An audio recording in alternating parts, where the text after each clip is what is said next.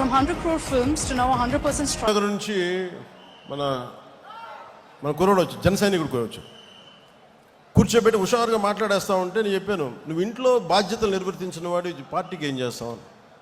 మీ నాన్నగారు 2 ఉద్యోగాలు చేసి కష్టపడతా ఉంటే నువ్వు వచ్చి నా చుట్టూ తిరిగితే నాకు ఆనందం రాదు.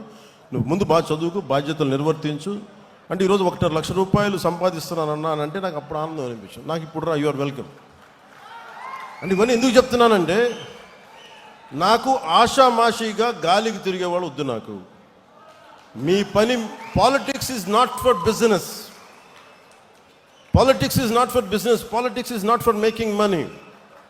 Politics is to do something, to take the next generation from here till the next step, next level.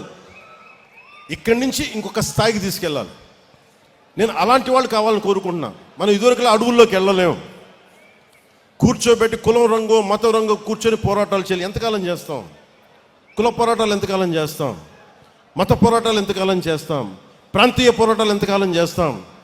కూడుగుడ్డ కావద్దా? ఉద్యోగాలు కావద్దా? ఉద్యోగ భద్రత కావద్దా? నాకు స్కిల్ డెవలప్మెంట్ కావద్దా? మరి దీనికోసం ఎవరు మాట్లాడతారు?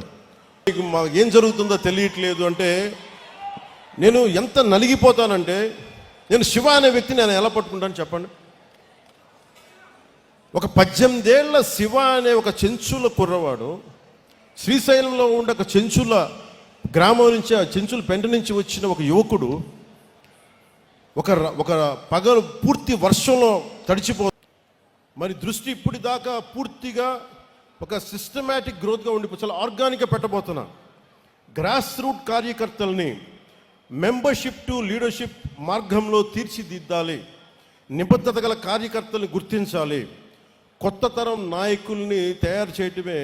పవన్ కళ్యాణ్ అనేవాడు ఎలా నిలబడగలిగాడో మీకు అది చెప్తాను. మీకు ఎందుకు ఇలా నిలబడగలడు? ఏ ఫ్రేమ్వర్క్ లేకుండా ఒకడు నిలబడిపోతాడా? ఏ కేపబిలిటీస్ లేకుండా ఒకడు వచ్చేస్తాడా? ఎలా చేయగలిగాను అది నేను మీకు చెప్తాను. మీకు నేను ఒకటే భరోసాతో మిమ్మల్ని ఇంటికి పంపిస్తున్నాను. దశాబ్ద కాలం మీరు నాకు ఇవ్వండి. మిమ్మల్ని నాయకులుగా, దేశ నిర్మాణంలో మిమ్మల్ని కీలకమైన వ్యక్తులుగా చేసే బాధ్యత నేను తీసుకుంటాను. ఈ ధైర్యంతో ఇంటికి వెళ్ళండి. దసరా నుంచి దశమికి మీరు ఆయుధ పూజ చేయండి. ఆయుధం పట్టుకోండి. మన రోడ్ల మీదకి వెళ్తున్నాం.